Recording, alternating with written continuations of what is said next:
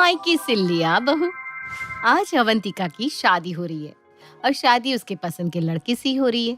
अवंतिका काफी समझदार और अच्छी लड़की थी, इसलिए उसके माँ बाप भी इस शादी के लिए राजी हो गए थे। और वैसे भी अवंतिका अपने माता पिता की इकलौती लड़की थी। बेटा, मुझे तो यकीन ही नहीं होता कि इतनी जल्दी तेरी विदाई का दिन भी आ गया। हमारी बिटिया कितनी जल्दी बड़ी हो गई ना। वही तो, क्या करें, बच्चे इतने जल्दी बड़े हो जाते हैं और पता भी नहीं चलता। माँ, भले ही मेरी विदाई हो गई हो, लेकिन मैं तो आपके दिल में हमेशा रहूंगी ना। हाँ बेटा, और क्या। तेरी बहुत याद आएगी बेटा। अरे समधी जी, इतना परेशान मत होइए। आपकी बिटिया वैसे भी कहीं ज्यादा दूर नहीं जा रही। हमारा घर तो बस आपके घर से सिर्फ आधे घंटे की दूरी पर है। अरे जब भी मन करे बिटिया को देखने आ जाना है। हाँ, और क्या, चिंता मत करिए। हम आपकी बेटी को अपनी बेटी की तरह ही रखेंगे। कभी भी शिकायत का कोई मौका नहीं देंगे हम लोग। हाँ अंकल जी, जैसे घर में मैं रहती हूँ वैसे ही भाभी रहेंगी, उसमें क्या। जी जी, वो तो हमें पता है कि आप लोग हमारी बेटी का बहुत अच्छे से ख्याल रखेंगे।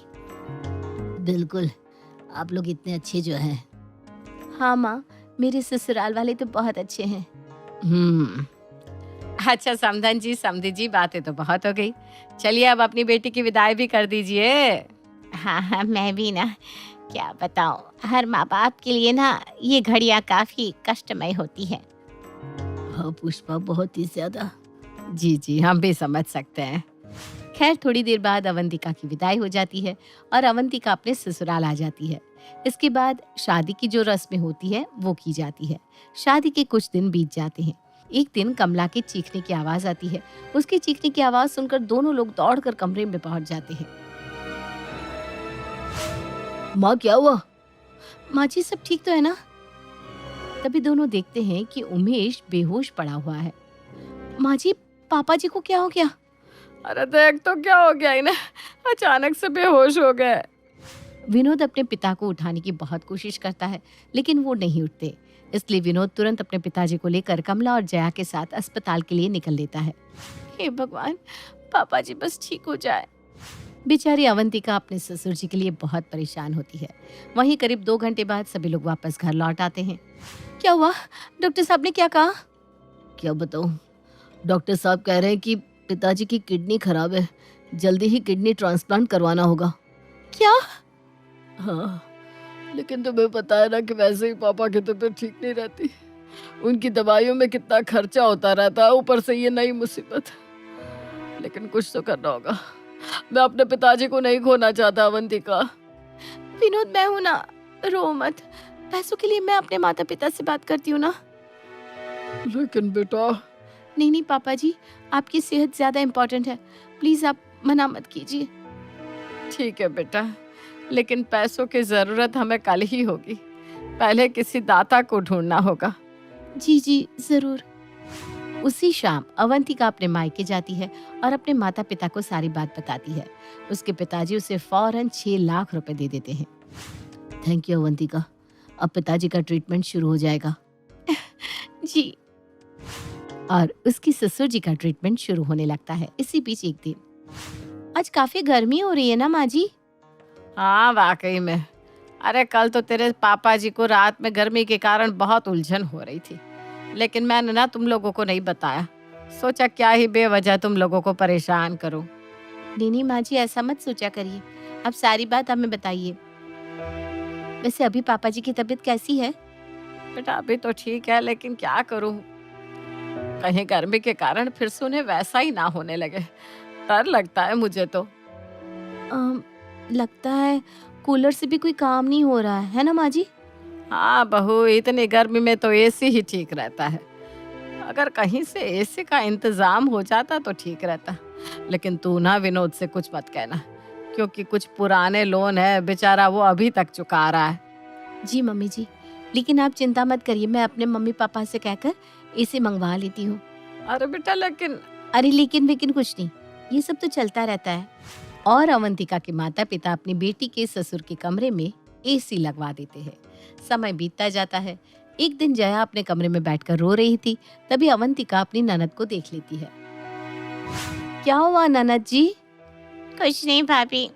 अरे बताइए तो आखिर क्या बात है, आप क्यों रो रही हैं? हमसे अपनी बातें शेयर कीजिए, क्या पता हम आपकी मदद कर पाए। वो भाभी, मुझे ना मेकअप आर्टिस्ट बनना था, लेकिन उसके कोर्स के लिए तो बहुत पैसे लगेंगे। क्या करूं? मैं तो कभी नहीं कर पाऊंगी। अरे अब चिंता मत करिए ननद जी, मैं पैसों का बंदोबस्त कर देती हूँ। कुछ पैसों के लिए अपने सपनों को छोड़ देना तो सही बात नहीं है। सच्ची भाभी, आप हमारी मदद करेंगी? हाँ हाँ पक्का। चलिए अब अपने आंसू पोंछिए। लेकिन भाभी, आने जाने का खर्चा वो सब भी तो होगा। अरे आप बिल्कुल भी चिंता मत करिए, जब तक आपका कोर्स चलता रहेगा तब तक खर्चा हम करेंगे। भाभी आप बहुत अच्छी हैं। वो तो हूँ मैं। और अवंतिका फिर से अपने मायके से पैसे ले लेती है। वहीं जया का मेकअप आर्टिस्ट का कोर्स शुरू हो जाता है। खैर इसके कुछ दिन बाद विनोद अपने पिताजी को लेकर अपनी माँ के साथ मुंबई जाता है। अवंतिका, तुम अपना ख्याल रखना। हाँ आप लोग चिंता मत करिएगा, बस पापा का अच्छे से ट्रांसप्लांट हो जाए वहाँ।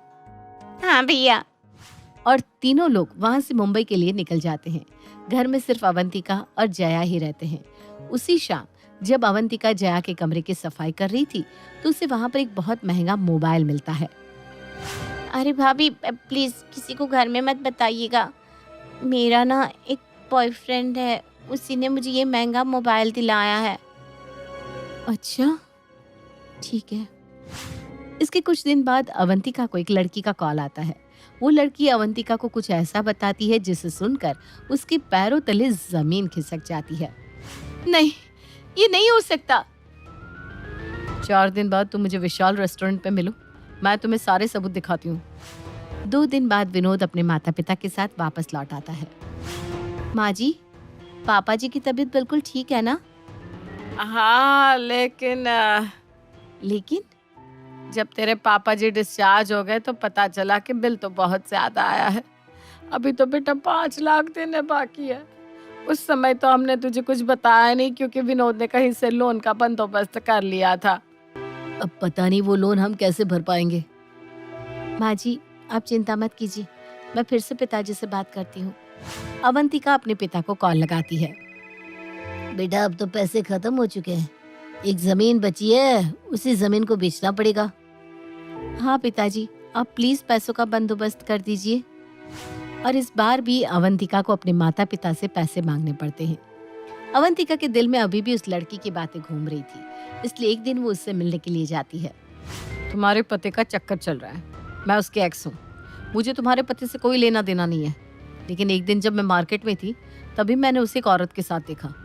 फिर मुझे पता चला कि उसकी शादी तुमसे हुई है, इसलिए तुम्हारी भलाई के लिए मैं तुम्हें ये सब बता रही हूँ।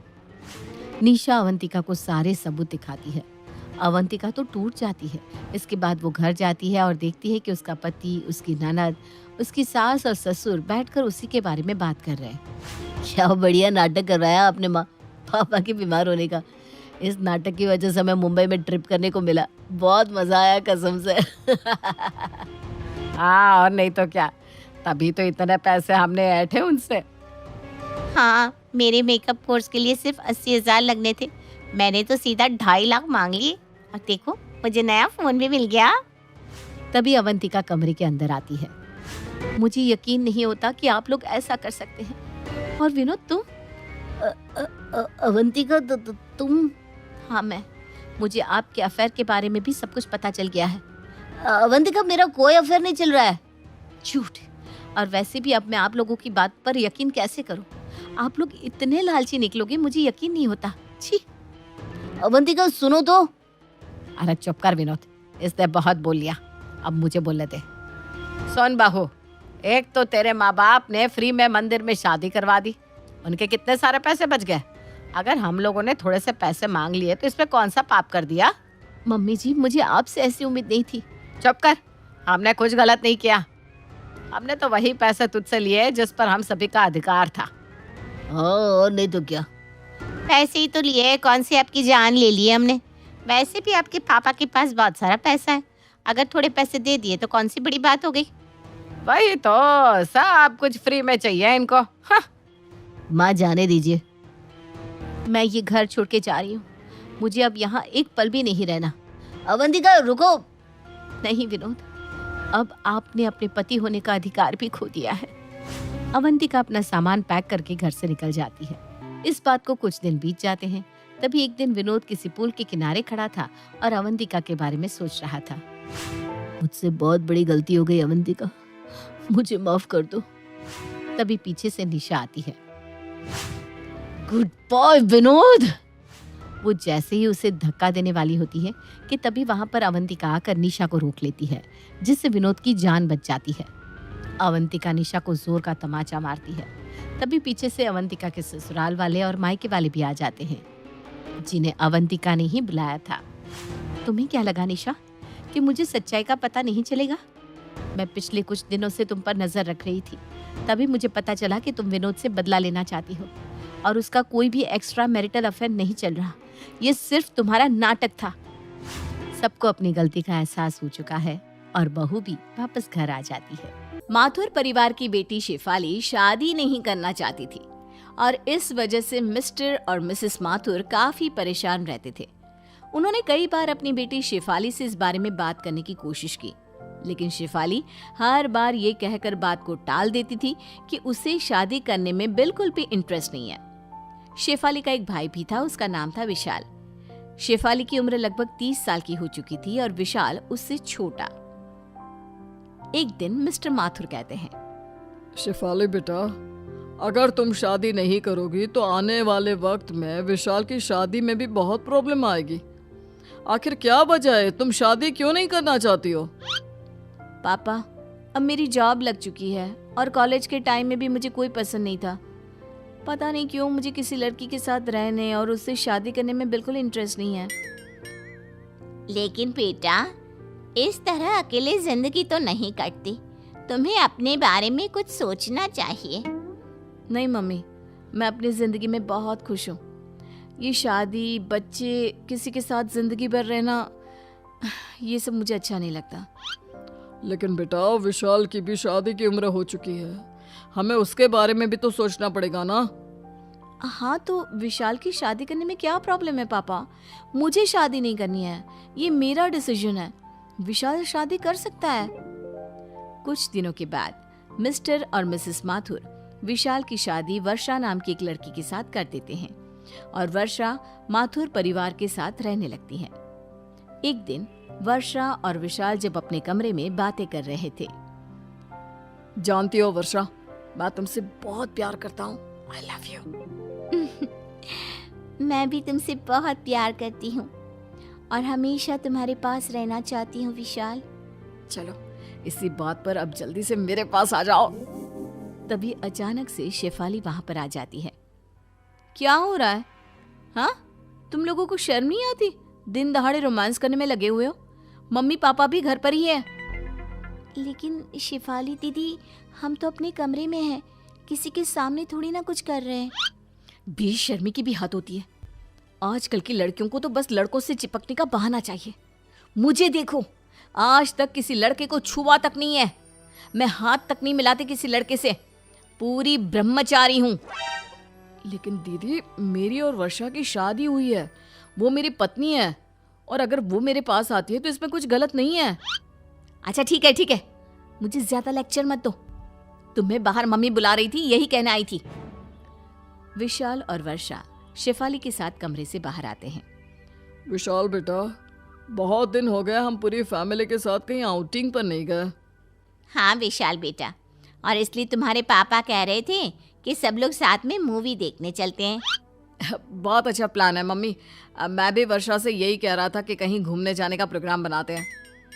ठीक है मम्मी जी, हम लोग टिकट बुक करवा लेते हैं आज शाम की ही, और सब साथ में चलते हैं। शाम को सब लोग मूवी देखने के लिए थिएटर पहुंचते हैं।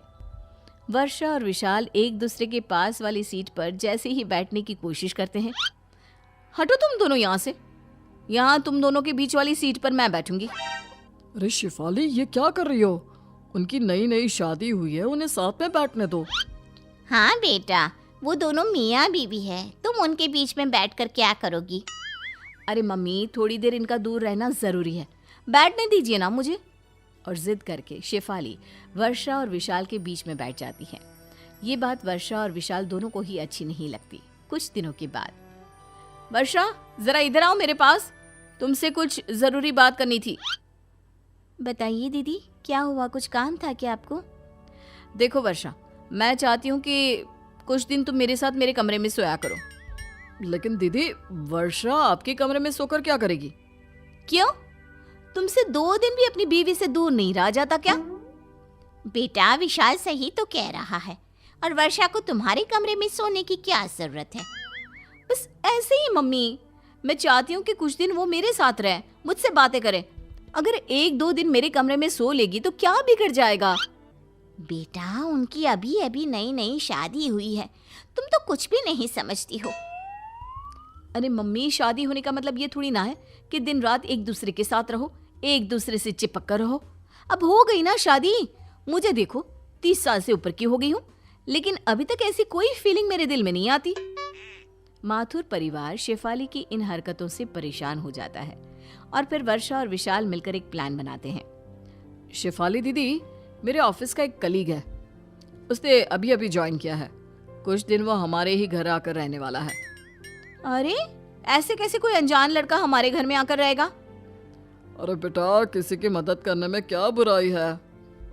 अच्छा ठीक है, लेकिन उससे कहना कि घर की औरतों से थोड़ा दूर ही रहे, ज्यादा बात करने की और चिपकने की जरूरत नहीं है। और कुछ दिनों के बाद अमन नाम का एक लड़का, जो शेफाली की उम्र का था, मिस्टर माथुर के घर पर रहने आता है। एक दिन सुबह के वक्त, वैसे शेफाली जी, शायद आपसे किसी ने कहा नहीं, लेकिन आप दिखने में बहुत खूबसूरत हैं। देखो, तुम अपने काम से काम रखो, मुझे इस तरह की झूठी तारीफ बिल्कुल पसंद नहीं है। लेकिन मन ही मन शेफाली को अमन का अपनी तारीफ करना बहुत अच्छा लगता है। और फिर अगले दिन, शेफाली जी, आप ऑफिस जा रही है? मैं भी उधर ही जा रहा था, चलिए मैं आपको छोड़ देता हूँ।